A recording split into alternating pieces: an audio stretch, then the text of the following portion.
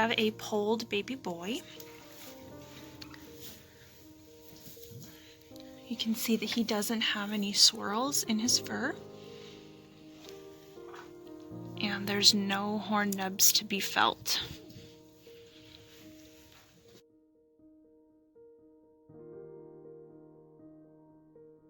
His sister down here is horned, and you can see a swirl right here where her horn buds are. And the small little horn buds can be felt in the center of that swirl. So here we have a horned baby goat and a polled baby goat. These guys are less than a week old. That's Uncle Tumnus. Very attentive Uncle Tumnus.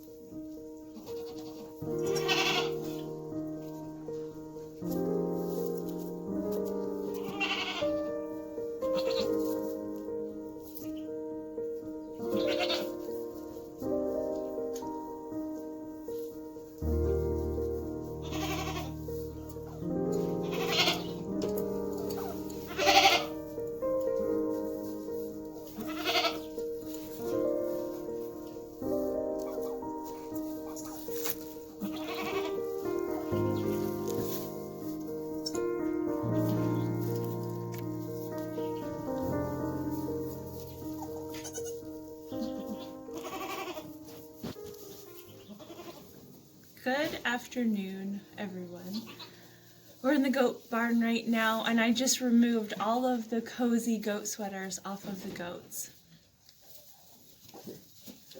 The adult goats are fine. They've transitioned well into this winter, but we haven't had these baby goats on the ground for very long. Actually, many of them hit the ground just a few days prior to this Arctic blast that hit the area.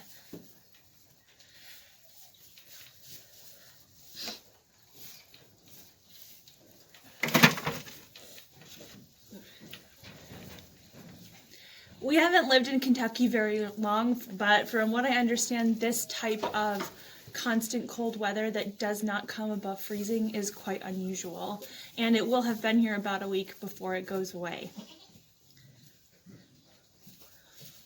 So I know goats develop a nice layer of cashmere under their regular hair to keep warm in the winter. But there's something about wind chills of -10 that made me think, hey, maybe they should have a coat for those nights. So I busted out my old stash of yarn and got to work. I decided to only put the coats on the baby goats if it was 15 degrees Fahrenheit or below. Right now we're at about 20 degrees, so I took the coats off so they don't miss out on developing that really plush cashmere that they're designed to grow in cold weather. As you can see here too, we've also equipped the barn with a few heat lamps. There's actually 3. You can see one back here and then the 2 here. And you can probably also notice there's really no kids under them. This is our weather Tumnus. He's a year old. They all pretty well keep warm next to mom. They all keep warm by jumping around and huddling together, even when they're not under the heat lamp. One of the ways to tell if your baby goat is too cold and needs warming up is if you put your finger in their mouth and it doesn't feel warm, then they're too cold and need to be warmed. That kind of a situation is probably where you want to bring a goat inside to warm it up, especially if it's brand new and hasn't had a chance to have its first milk.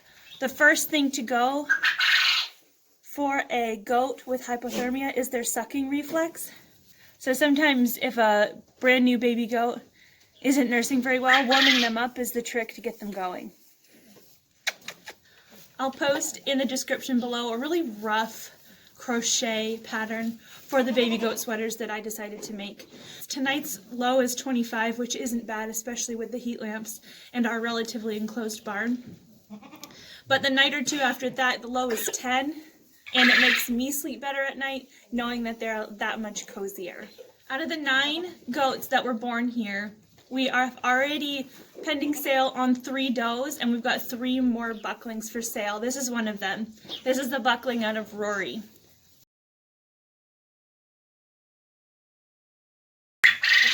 Yes.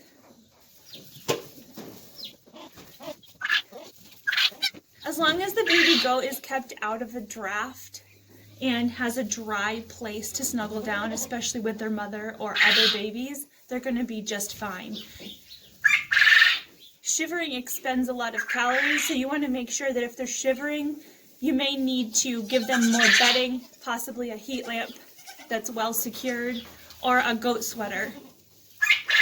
So I had made a couple of these goat sweaters when the goats were brand new newborns, and before we get to retire these jackets, the baby goats have inevitably grown, so we were able to crochet on like an extension pack to fit them a little bit better. It's a really simple, like rectangular vest design that it's pretty, I'm not going to say impossible, but it's hard for them to get tangled up in a dangerous way. It also has airflow for their umbilical stump to dry and for little buckling goats to go to the bathroom without soiling their sweater.